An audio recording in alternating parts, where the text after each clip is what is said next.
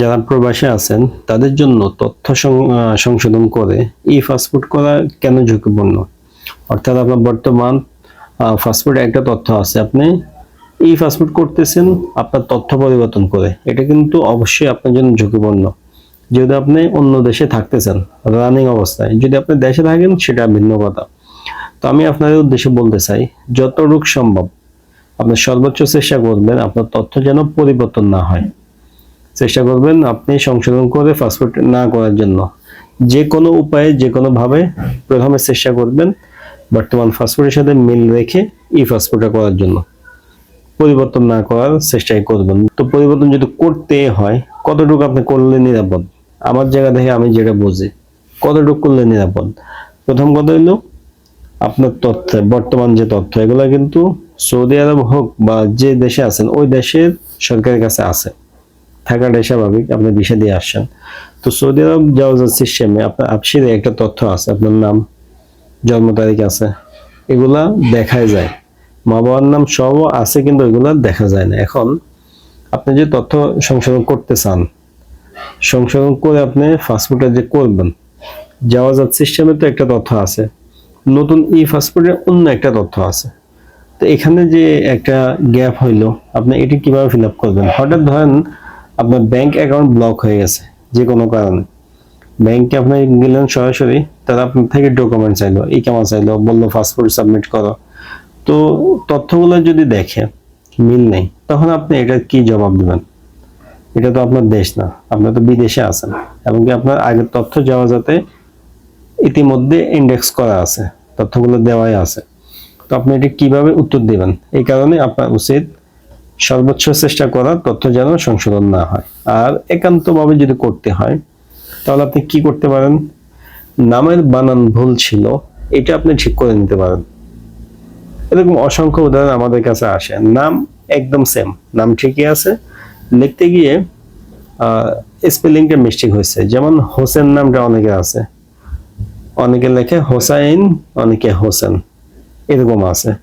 তো উনি এনআইডির মতো করে হোসেন বা হোসাইন এরকম করছে, একটু সংশোধন করছে, এটা আসলে কোনো ব্যাপারই না।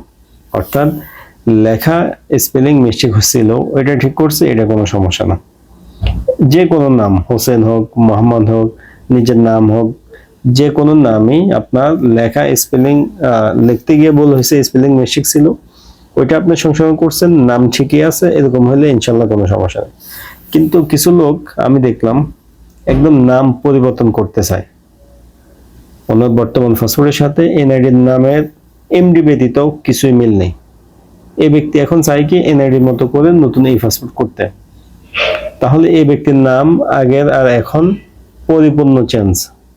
এই অবস্থাতে ওনাকে যদি এই দেশেরই কোনো কর্মকর্তা জিজ্ঞেস করে, তোমার যাওয়া যাওয়ার সিস্টেমে আপসির একটা তথ্য, পাসপোর্টে অন্যটা, এরকম কেন? ভাই ইনচার্জ ওনাকে ধরলো, প্রশ্ন করলো, উনি কি উত্তর দিবে?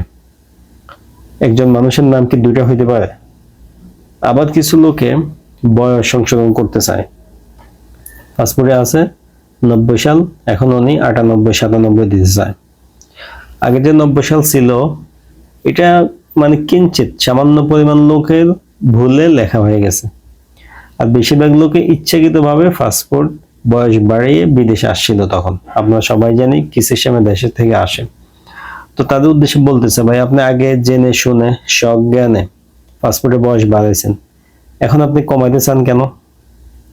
আপনার উদ্দেশ্য কি? মানে আপনি দোনোটাই খাইতে চান? এটা কি কোনো ভদ্র মানুষের কাজ? হ্যাঁ, আপনার বিদেশে আসার প্রয়োজন ছিল, সেক্ষেত্রে আপনি বয়স বাড়িয়ে আসছেন, কোনো সমস্যা নেই, একটা সুবিধা আপনি নিছেন। এখন 15 বছর পরে এসে আপনি চান অরিজিনাল বয়সে ফিরে যাইতে, এই সুবিধা আপনি নিতে চান। এত চালাক হলে তো দুনিয়া চলে না ভাই। আপনি এখন 9 বছর কমায় কি করবেন? এখানে বিদেশ করবেন। আপনি চান যে বয়স কমাইলে আমার ইন্স্যুরেন্সের টাকাটা কম আসবে, আমি একটু সুবিধা নিব, এরকম হলে হয় না। যারা ইচ্ছাকৃতভাবে বয়স বাড়াইছেন তারা বয়স সংশোধন করেন না, এরকমই রাখতে দেন। যেহেতু আগে সজ্ঞানে বুঝে শুনে বয়স পরিবর্তন করছেন, এখন ওই বয়সটাই রাখেন। অরিজিনাল বয়সে ফিরে যাওয়ার কোনো সুযোগ নেই, দরকারও নেই। এখন একান্তভাবে কেউ যদি করতে চায় যে আমারটা ভুলে হয়ে গেছে, আমার এনআইডি, নিবন্ধন, সার্টিফিকেট সবই ঠিক আছে, কিন্তু এই মাত্র পাসপোর্টটায় ওনারা ভুল করে ফেলছে, তখন আমি খেয়াল করিনি। 3 বছর 5 বছর এরকম যদি হয়, সংশোধন তো আপনি চাইলে করতে পারবেন। আপনার যদি এনআইডি থাকে অবশ্যই আপনি এনআইডি অনুযায়ী ই পাসপোর্ট করতে পারবেন, কিন্তু এটা আপনি আপডেট কিভাবে করাবেন জাওয়াজ সিস্টেমে? কফিলের মাধ্যমে করা যায়, আমরাও জানি, কিন্তু বিষয়টা কি এত সহজ? কফিলকে বললে করে দিবে? আর আপনি কি কখনো জাওয়াজাত গেছেন এই বিষয়ে?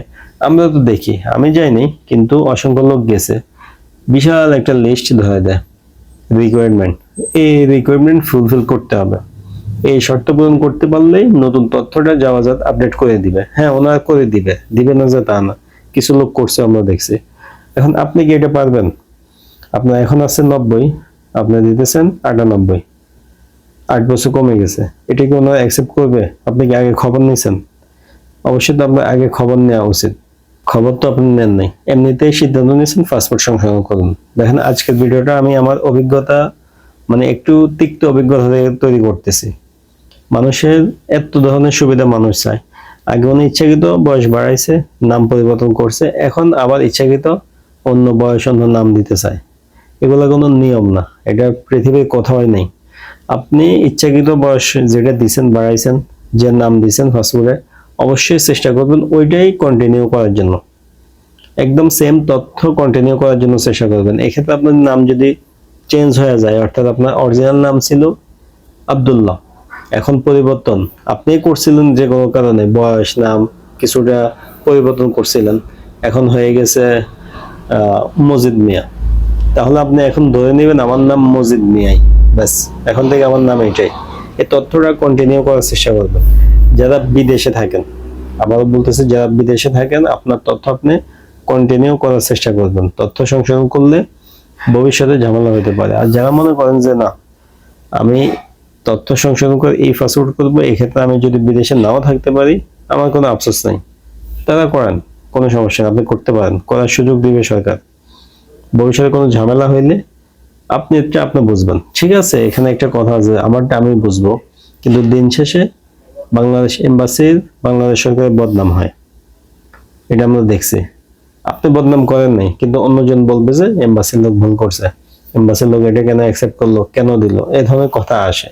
এই কারণে যারা তথ্য সংশোধন করতে চান বুঝে শুনে করবেন, সর্বোচ্চ চেষ্টা করবেন সংশোধন যেন না হয়, সংশোধন না করাটাই ভালো হবে। একান্তভাবে করতে চাইলে কতটুকু করলে নিরাপদ এটা বুঝে এরপর সিদ্ধান্ত নেবেন ভাই। যে কেউ বললো তার কথা মতো করে ফেলেন, আসলে এরকম না। আমরা প্রত্যেকটা ভিডিওতে আপনাদেরকে সাবধান করার চেষ্টা করি, কতটুকু সংশোধন করতে পারবেন এ ব্যাপারে ধারণা দেওয়ার চেষ্টা করি। আজকে একইভাবে বললাম, তবে আজকের ভিডিওটা আপনাদের উপর রাগ করে আমি বলা, কারণ কি ইচ্ছাকৃত আগে বয়স বাড়াইছে উনি বিদেশে আসার জন্য, এখন আবার বয়স কমাইতেছে, এরকম অসংখ্য লোক মেসেজ দেয়, এটা কি হবে নাকি, করবো নাকি, তাদের রাগ, মানে তাদের প্রতি রাগ থেকে আসলে ভিডিওটা করা, যে আপনি বুঝে শুনে সজ্ঞানে সুস্থ মস্তিষ্কে আপনি এটা কমাইছেন, বাড়াইছেন, এখন আপনি আবার কমাইতেছেন কেন? দুই দিক খাইতে চাইলে তো হবে না। আপনি একটা আপনার সুবিধার জন্য বেছে নিয়েছেন, আপনি ওইটাতেই থাকেন, এটা আপনার জন্য সেফ। যদি আপনি বিদেশে আছেন, দেশে গিয়ে আপনি যা মন চায় তা করেন, কোনো সমস্যা নেই, নাম ঠিকানা বয়স সবই চেঞ্জ করে আপনি পাসপোর্ট করতে পারলে করেন দেশে গিয়া, এখানে কোনো প্রশ্ন নাই, কোনো ধরনের পরামর্শ নাই। কিন্তু বিদেশে যেহেতু আছেন, ঝামেলা যেন না পড়েন এই কারণে পরামর্শ আছে, কথাও আছে, সবই আপনাকে মানতে হবে। ভিডিওর কথা নিয়ে কেউ রাগ করবেন না ভাই, আপনাদের ভালোর জন্য বলতেছি। বিদেশে আসেন, তথ্য সংশোধন করতে সাবধান। ভিডিওটা শেয়ার করবেন একটু, যেন যারা এই ধরনের সিদ্ধান্ত নিতে চায় তারা দুইবার ভাবে। ভিডিও ভালো লাগলে লাইক দিবেন, দেখা হবে নতুন ভিডিওতে।